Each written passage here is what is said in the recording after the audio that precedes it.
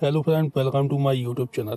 आज मैं आपको बताने वाला हूँ महाभारत काल का वायु योद्धा जिसने दो माताओं से आधे आधे शरीर के साथ जन्म लिया था।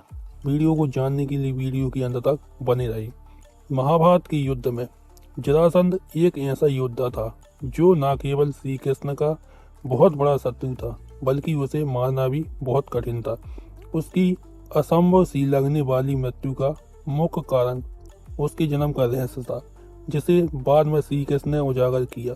उसके जन्म की दिलचस्प कहानी क्या है, चलिए जानते हैं।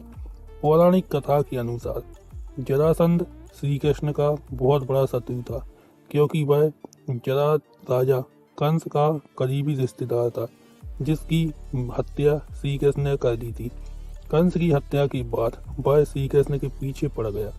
जरासंध मगध का राजा था, जो कि अभी बिहार कहलाता है। जरासंध इतना क्रूर था कि चक्रवर्ती सम्राट बनने के लिए उसने 100 राजाओं को बंदी बना कर रखा था ताकि उनकी बलि दे सके।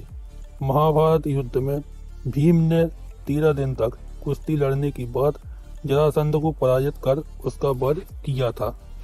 मगध देश में ब्रहदर्थ नाम के एक राजा थे, जिनकी 2 पत्नियां थीं, लेकिन उन्हें उन दोनों पत्नियों से कोई संतान नहीं थी। एक दिन राजा महात्मा चंड कौशिक के पास गए और संतान की चाह में उनकी खूब सेवा की। प्रसन्न होकर महात्मा चंड कौशिक ने उन्हें एक फल दिया और कहा कि ये फल अपनी पत्नी को खिला देना, इससे तुम्हें संतान की प्राप्ति होगी। राजा ब्रहदर्थ अपनी दोनों पत्नियों से संतान चाहते थे, इसलिए उन्होंने फल के 2 टुकड़े किए और अपनी दोनों पत्नियों को खिला दिया। इस प्रकार दोनों रानियां गर्भवती हो गई, लेकिन दोनों के गर्भ से शिशु के शरीर का एक एक टुकड़ा पैदा हुआ।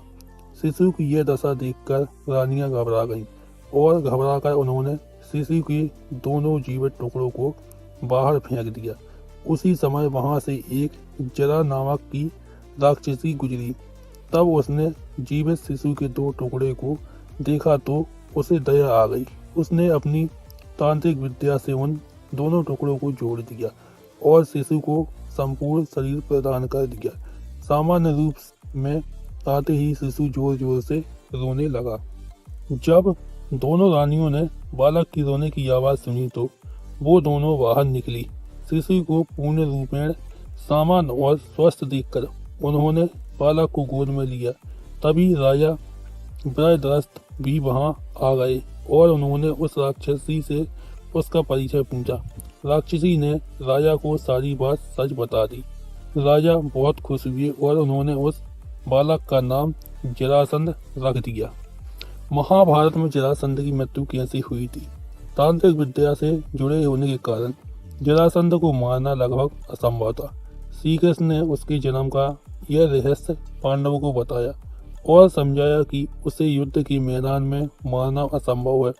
उन्होंने उसे मारने के लिए एक अलग योजना बनाई। योजना के अनुसार भीम व अर्जुन ब्राह्मण का वेश बनाकर जरासंध के पास गए और उसे कुश्ती के लिए ललकारा। जरासंध उनका भेष समझ गया था, लेकिन उसमें भीम से कुश्ती लड़ने का निश्चय किया। उन दोनों की कुश्ती लगातार 13 दिनों तक चलती रही। 14वें दिन भीम ने श्री कृष्ण का इशारा समझकर जरासंध के शरीर के 2 टुकड़े कर दिए। जरासंध का वध करने के बाद भगवान श्री कृष्ण ने उन पर सभी राजाओं को मुक्त कर दिया जो उसकी कैद में थे। जरासंध की मृत्यु के पश्चात भगवान श्री कृष्ण ने जरासंध के पुत्र सहदेव को अभयदान देकर मगध का राजा बना दिया। अगर आपको मेरा वीडियो अच्छा लगा हो तो वीडियो को लाइक कीजिए, चैनल को सब्सक्राइब कीजिए और वीडियो को ज़्यादा से ज़्यादा शेयर कीजिए।